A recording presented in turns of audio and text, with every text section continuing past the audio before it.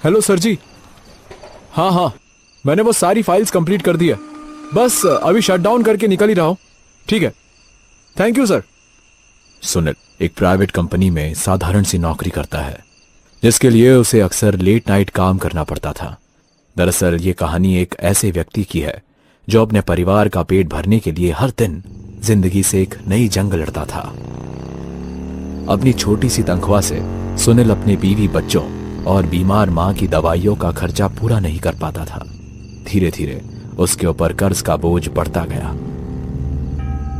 आए दिन कर्जदार पैसे लेने सुनील के घर आते और पैसे ना मिलने पर उसे खरी खोटी सुनाया करते थे।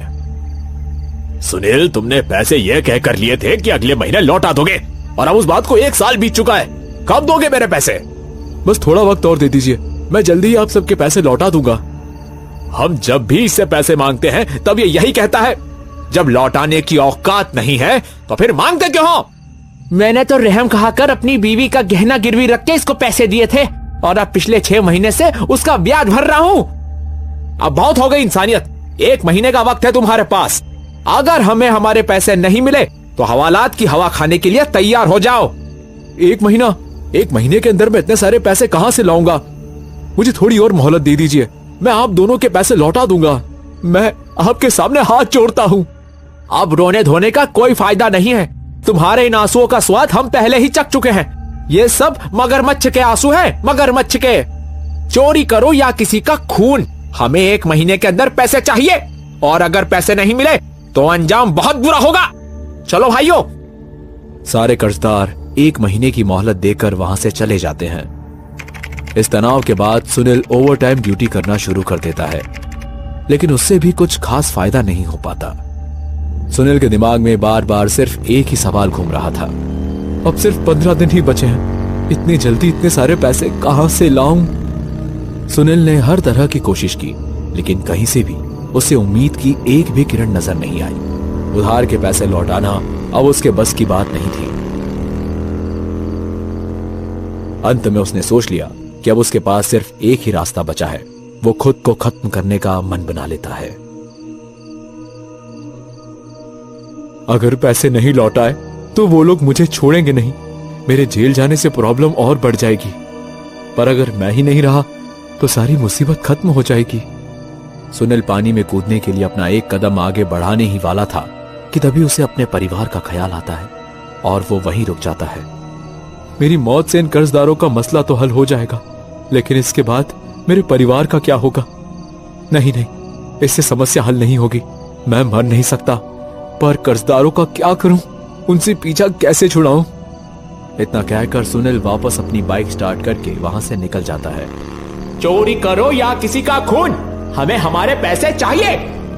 खून करो, खून खून खून। कर्जदारों में सबसे ज्यादा दिक्कत राणे और मिश्रा को ही है।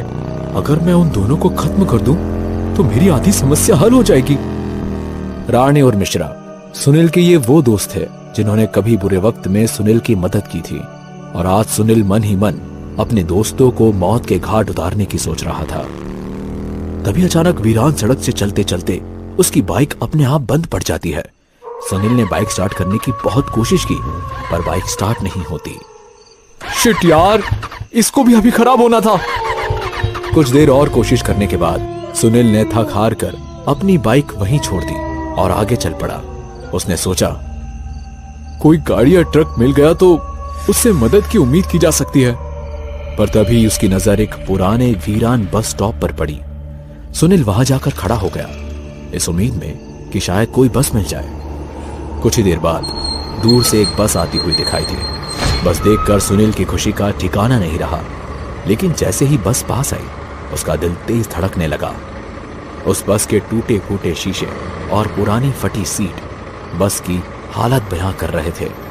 पूरी बस से एक अजीब सी बू आ रही थी। सुनील के बस में चढ़ते ही बैल की आवाज गूंज उठी। फिर बस धीरे धीरे चल पड़ी। इसके बाद कंडक्टर ने सख्त आवाज में सुनील को टिकट के लिए पूछा, कहाँ जाना है? गाजियाबाद। 2 रुपया। 2 रुपये सुनकर सुनील को आश्चर्य होता है। क्या 2 रुपये? इतना कम किराया कैसे? सुनील की बात पर कंडक्टर ने कोई जवाब नहीं दिया। सुनील ने अपनी जेब से 2 रुपए का सिक्का निकाला और कंडक्टर को दे दिया। उस कंडक्टर ने सुनील को एक फटा पुराना सा टिकट दिया जो दिखने में बेहद गंदा लग रहा था। ये क्या है? ये तो पूरी तरह खराब हो चुका है। कंडक्टर ने सुनील की बात का कोई जवाब नहीं दिया और अपनी सीट के पास जाकर खड़ा हो गया। सुनील को यह बात बहुत अजीब लगी। उसने देखा कि बस के अंदर यात्रियों के लिए कुछ जरूरी सूचनाएं लिखी हुई थी, जिसमें लिखा था, अगर कोई अनजान स्टॉप दिखे तो उतरने की कोशिश ना करें, वरना यह आपका आखिरी सफर हो सकता है। वहीं दूसरी तरफ लिखा हुआ था कि इस बस में छुट्टे पैसे देना अनिवार्य है, नहीं तो कीमत कुछ और चुकानी पड़ेगी। ये पढ़ते ही सुनील के शरीर में एक अजीब सी ठंडक दौड़ गई। अचानक उसने अपने पैरों पर कुछ रेंगता हुआ महसूस किया। उसने धीरे से नजर झुकाकर जैसे ही नीचे देखा तो उसने घबरा कर तुरंत अपना पैर झटका। अचानक ये कीड़े कहां से आने लगे? हिम्मत करके जब उसने सीट के नीचे झांक कर देखा तो खून से लथपथ सड़े गले हुए से इंसान का हाथ दिखाई दिया, जिसे कीड़े नोच नोच कर खा रहे थे। डर के मारे सुनील की चीख निकल जाती है और कंडक्टर उसकी ओर आने लगता है। ठीक तो है? यहां लाश है। मैंने अभी अभी सीट के नीचे किसी इंसान का हाथ देखा। मैं भी चेक करता हूं। अरे साहब, यहां तो कुछ भी नहीं है। कहीं आप मुझे डराने की कोशिश तो नहीं कर रहे? मैं सच कह रहा हूं, वो हाथ पूरी तरह से सड़ा हुआ था। उसमें लगे कीड़े मेरे पैर पर रेंग रहे थे। जरूर आपने कोई सपना देखा होगा। अक्सर रात के सफर में लोगों की आंख लग जाती है। सुनील ने भी सोचा कि शायद उसकी आंख लग गई होगी और ये उसका सिर्फ एक वहम होगा। पसीने से तरबतर हो चुका सुनील जैसे तैसे अपने डर को दबाकर चुपचाप अपनी सीट पर वापस बैठ जाता है। तकरीबन 2 मिनट बाद ही बस एक और अनजान स्टॉप पर रुकती है। एक ऐसी जगह जहां दूर दूर तक कोई बस्ती नजर नहीं आ रही थी। उस बस स्टॉप पर चारों तरफ बस अंधेरा अंधेरा सा नजर आ रहा था। तभी एक आदमी हाथ में सूटकेस लिए बस में चढ़ जाता है। उस आदमी को देखकर सुनील को थोड़ी राहत मिलती है, क्योंकि वो अब इस अजीब बस में अकेला नहीं था। लेकिन ये सुकून बस कुछ ही पल का था। इससे पहले कि सुनील उस आदमी से कुछ कह पाता, कंडक्टर उस आदमी के पास आकर खड़ा हो गया। कहाँ जाना है? गाजियाबाद। 2 रुपये। 2 रुपये सुनकर वो पैसेंजर भी चौंक जाता है। पैसेंजर 10 रुपए का नोट निकालकर कंडक्टर के हाथ में थमा देता है। 2 रुपये छुट्टे दो। 2 रुपये के छुट्टे नहीं है मेरे पास। आप एक काम कीजिए, बचे हुए पैसे आप रख लीजिए। मैंने कहा छुट्टे पैसे दो।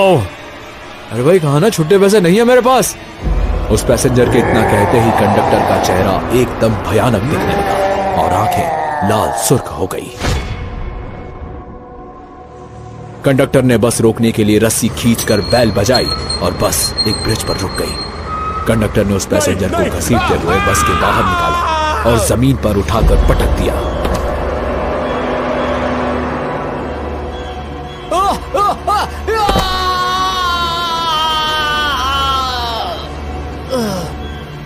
इससे पहले कि वो आदमी वहां से भाग पाता, कंडक्टर ने एक तेज धार वाली कुल्हाड़ी बस में से निकाली और वही एक ही बार में उसका सर 2 टुकड़ों में काट दिया और फिर लाश को उठाकर नदी में फेंक दिया।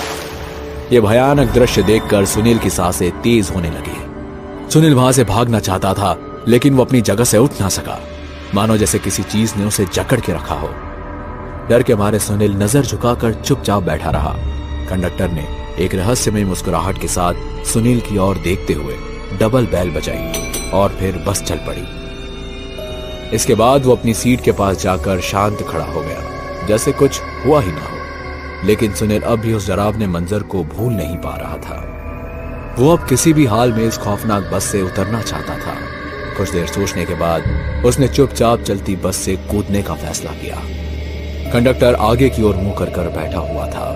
सुनील ने सोचा यही एक सही मौका है, लेकिन जैसे उसने अपने कदम दरवाजे की तरफ बढ़ाए, बस अचानक से रफ्तार पकड़ लेती है। इतनी रफ्तार में नीचे कूदना बेवकूफी होगी। अगर मैं कूदा तो वैसे भी जिंदा नहीं बचूंगा। सुनील ये सब बातें सोच ही रहा था कि तभी उसे अपने कंधे पर एक ठंडा हाथ महसूस हुआ। जैसे ही उसने पीछे मुड़कर देखा तो उसके बिल्कुल सामने वही कंडक्टर खड़ा था। अपनी जगह पर बैठ जाओ। इस बस में सफर शुरू करने का मतलब है इसे पूरा करना। सफर पूरा किए बिना तुम इस बस से नहीं उतर सकते। हाँ, मैं बस ताजी हवा का झोंका खाने के लिए दरवाजे पर आया था। अगर तुम चाहो तो मैं तुम्हारी कुछ मदद कर दूं। उसे अब समझ में नहीं आ रहा था कि इस मुसीबत से बाहर कैसे निकला जाए। कुछ देर बाद सुनील की आंखें धीरे धीरे बंद होने लगी और बस तेजी से घने जंगलों में दाखिल हो गए, जहां हर तरफ सिर्फ अंधेरा ही अंधेरा नजर आ रहा था। जंगल की अजीब सी खामोशी में वो बस कहीं खो सी गई।